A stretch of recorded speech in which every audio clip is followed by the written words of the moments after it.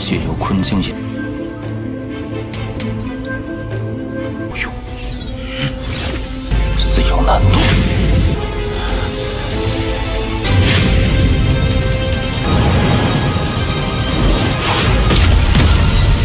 诀窍交出来！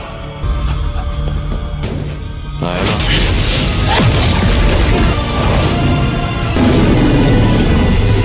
这是外围快师，你不能少！宗派不会过。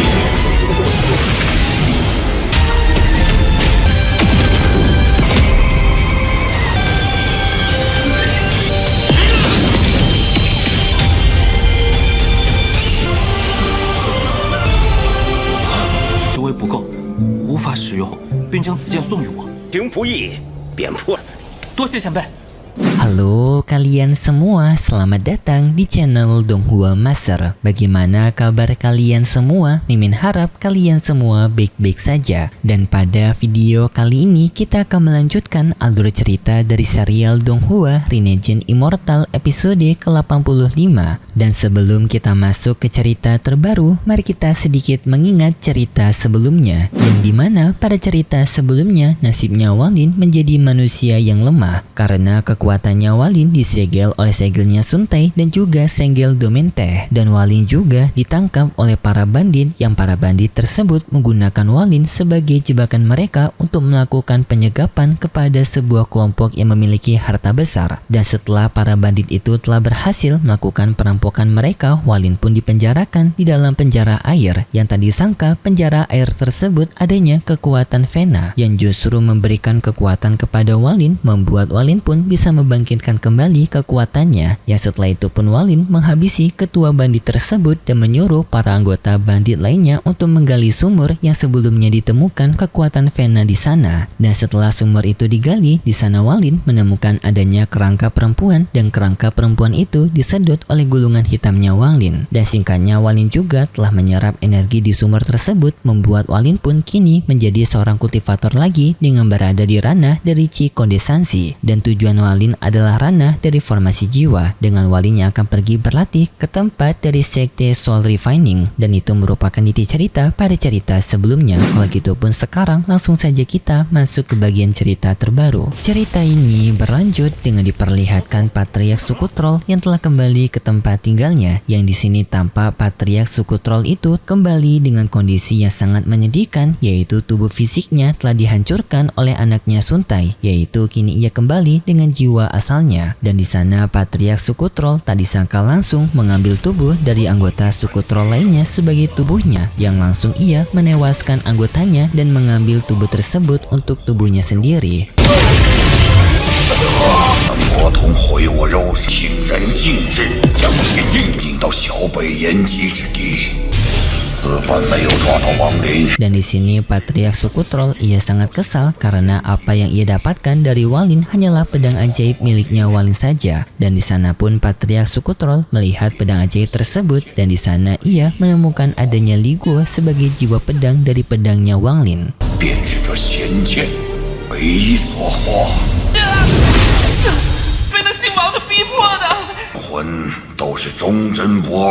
，Di sana Patriark suku Troll hendak untuk menghancurkan jiwa pedangnya Li Guo, tetapi Li Guo dengan segera langsung memohon kepada Patriark suku Troll untuk tidak menewaskan dirinya karena dirinya juga membenci Walin. Yang di sini Li Guo mengatakan kalau mereka berdua memiliki musuh yang sama. Patriark suku Troll yang melihat Li Guo bisa berbicara membuat ia kaget karena tak menyangka jiwa pedang memiliki kesadarannya sendiri. Awalnya Patriark suku Troll ingin menghabisi Li Guo, tetapi karena Li Guo memiliki kesadarannya sendiri, membuat Patriark suku Troll berpikir kalau Li Guo ini kemungkinan merupakan jiwa pedang yang langka yang dapat berbicara sendiri dan kemungkinan memiliki kekuatan yang hebat. Jadinya pun Patriark suku Troll tidak jadi untuk menewaskan Li Guo dan memilih untuk menyegel Li Guo menggunakan kekuatannya agar Li Guo tidak memberontak kepada dirinya dan patuh kepada dirinya. Li Guo yang berada di ancaman dari Patriark suku Troll, ia mematuhi perkataan dari Patriark suku Troll. 此事便叫我反魔穿心。Dan lalu pun Li Guo dimasukkan ke dalam pedangnya, dan setelah itu Patriark Suku Troll berniat untuk berfokus memulihkan tubuhnya karena di sini tubuh baru dari Patriark Suku Troll masih belum ia kuasai secara penuh. Sedangkan untuk Li Guo sendiri, ia sebenarnya masih belum ingin berkhianat kepada Walin, dan ia berharap kepada Walin dapat dengan segera menyelamatkan ia agar Li Guo bisa kembali kepada Walin. Kemudian pun kita berpindah ke tempatnya Walin, yang di sini Walin telah sampai di sekte dari Refining Soul, yaitu Walin ingin menjadi murid dari sekte Refining, yang Walin telah mencari tahu kalau sekte Soul Refining merupakan sekte yang sangat cocok untuk pemulihan kekuatannya karena merupakan salah satu sekte yang tinggi di negara Pilu.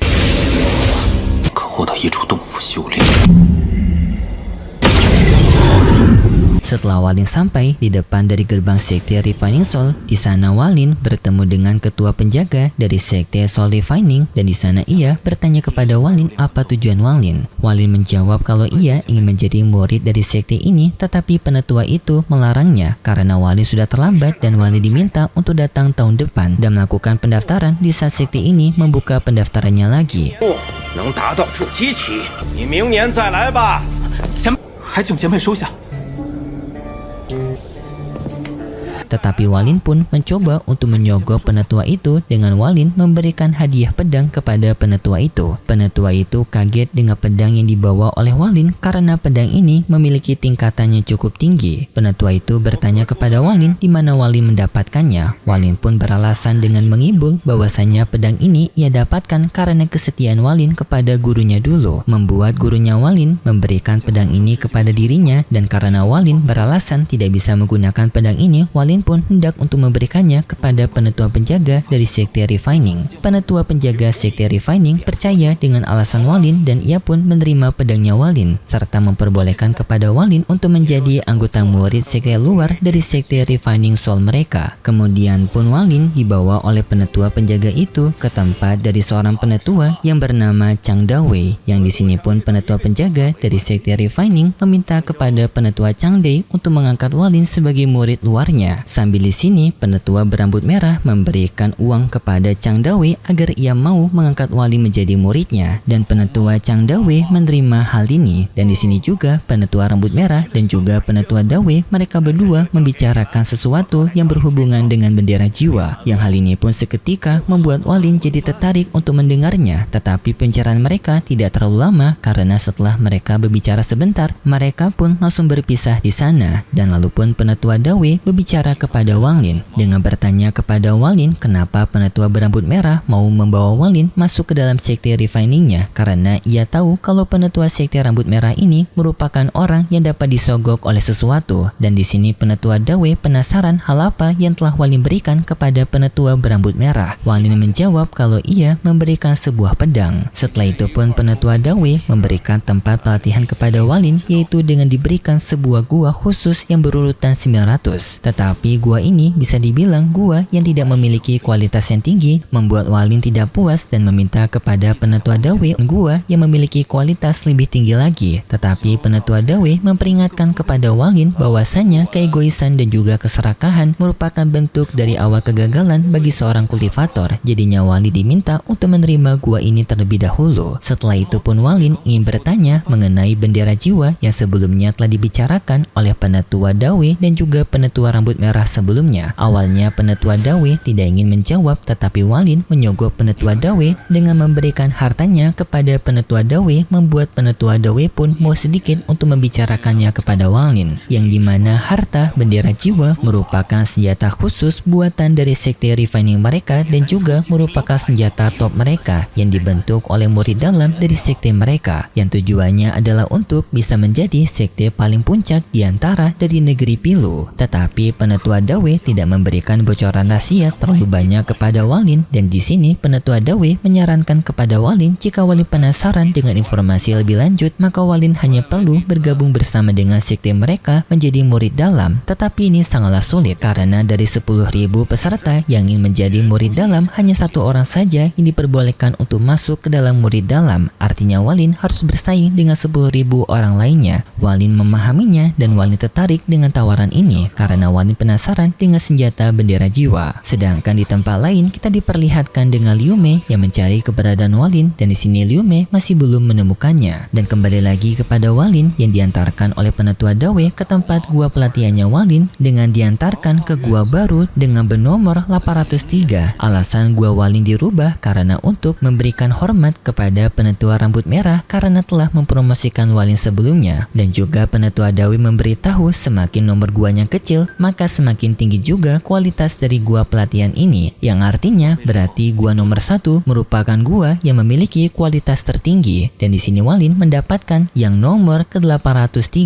Singkatnya Walin memasuki gua tersebut, dan di sini pun Walin telah menyadari kalau ternyata gua ini dipusatkan oleh sebuah energi spiritual yang berasal dari sebuah batu yang disebut sebagai batu kun, dan di sini pun Walin memiliki cara cerdik, yaitu dengan Walin yang menggunakan batu kun tersebut sebagai penyerapannya langsung. Yang pertama Walin melepaskan segel larangan di batu kun tersebut, yang setelah berhasil dilepaskan Walin pun menyerap seluruh energi dari batu itu, yang seketika pun setelah selesai membuat kekuatannya Walin sekarang telah meningkat dengan pesat, yaitu telah berada di ranah dari Qi kondensasi puncak. 自有难度。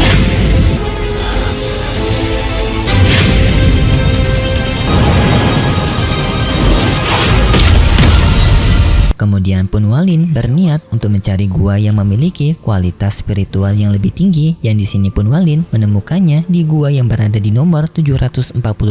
Walin memeriksa di gua tersebut, ternyata sudah adanya orang yang berada di dalam gua, tetapi tak lama kemudian adanya Penetua Dawei yang datang ke tempat Walin, dan di sini Penetua Dawei kaget melihat Walin sekarang yang kekuatannya telah meningkat pesat semenjak terakhir kali ia lihat. Jadi di sini waktu telah berlalu 3 bulan semenjak terakhir kali Walin diantarkan oleh Penetua Qi Dawei. Hal ini pun membuat Penetua Qi Dawei curiga kepada Walin kalau Walin memiliki harta langka misterius yang dapat meningkatkan kekuatan Walin dalam waktu yang cepat. Dan di sini Penetua Dawei mengatakan kepada Walin, dengan Walin memiliki kekuatan seperti ini, maka Walin kemungkinan akan cepat dipromosikan menjadi murid sekte dalam mereka. Tetapi Walin di sini menyadari kalau Penetua Dawei telah curiga kepada Walin mengenai peningkatan ranah pesat dari dirinya, membuat Walin pun harus berhati-hati dengan Penetua Dawei. Singkatnya pun Walin berpisah dengan Penetua Dawei dengan Walin pergi kembali ke guanya. Singkat cerita, pada malam harinya terlihat di depan guanya Walin adanya Penetua Dawei yang datang ke tempatnya Walin, yaitu ingin melakukan niatan jahatnya untuk mencari tahu kenapa Walin bisa melakukan peningkatan kekuatan dengan sangat pesat dan juga cepat, dan jika itu ada hubungannya dengan harta yang dimiliki oleh Walin, maka Penetua Dawei ingin mengambilnya dari Walin. Penetua Dawei pun masuk ke dalam guanya Walin, dan di sini Walin telah menyadari kalau Penetua Dawei berniat untuk merampok Walin.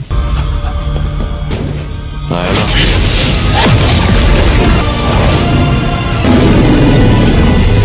这是外围快石，不能少。 Jadinya pun Walin tanpa basa-basi langsung menyerang Penetua Dawei menggunakan bendera larangannya, yaitu adanya sosok naga hitam yang menangkap Penetua Dawei. Hal ini pun seketika membuat Penetua Dawei kaget dengan Walin memiliki kekuatan sekuat ini, bertanya kepada Walin siapa Walin sebenarnya. Walin menjawab kalau kau tidak layak untuk mengetahuinya, dan langsung pun Walin menghabisi Penetua Dawei dengan kekuatan naganya yang membuat Penetua Dawei pun seketika lenyap dari sana menjadi sebuah pil cahaya, dan lalu Walin menyerap pil cahaya tersebut. Kemudian pun Walin pergi ke tempat dari gua 743, yaitu gua sebelumnya, yang membuat Walin tertarik karena di sana adanya energi kekuatan Vena yang sangat melimpah, membuat Walin penasaran. Dan di sana Walin menerobos paksa ke gua 743 dengan adanya seseorang yang sedang berlatih di sana. Orang yang berada di gua tersebut kaget dengan Walin yang menerobos, tetapi Walin dengan segera menyegel orang itu agar orang itu tidak bisa melawan dan tidak bisa bergerak seperti patung. Dan di sana Walin melusuri gua 743, dengan di sana Walin menemukan pusat dari energi Vena, membuat Walin pun menjadi sangat senang. Dengan kekuatan sebanyak ini, maka Walin akan bisa mendapatkan kembali kekuatannya dalam waktu yang sangat cepat. Walin pun tanpa basa-basi langsung menyerap seluruh energi Vena yang berada di dalam gua tersebut.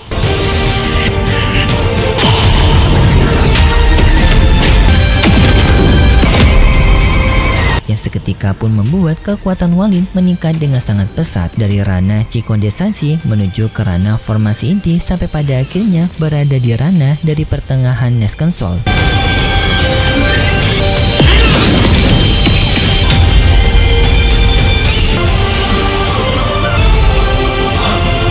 Tetapi karena penyerapan ini mengakibatkan banyak gua-gua lainnya yang berhubungan dengan energi pusat Vena ini, mereka kehilangan energinya, membuat orang-orang di sana tidak bisa untuk berlatih lagi di dalam gua itu karena seluruh energi Venanya disedot oleh Wang Lin. Tetapi sayangnya setelah itu ceritanya bersambung.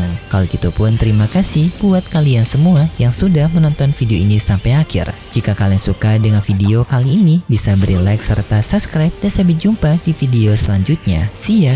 不能杀我！宗派不会过。